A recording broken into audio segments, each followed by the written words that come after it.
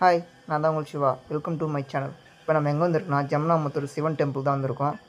வாங்க கோயிலை பார்ப்போம். 2500 ஆண்டு பழமையான சிவன் டெம்பிள் தான் வந்திருக்கோம். வாங்க வீடியோக்குள்ளே போகலாம். நம்ம சேனலை லைக் பண்ணுங்கள், சப்ஸ்கிரைப் பண்ணுங்கள், கமெண்ட் பண்ணுங்கள், எல்லாருக்கும் ஷேர் பண்ணுங்கள்.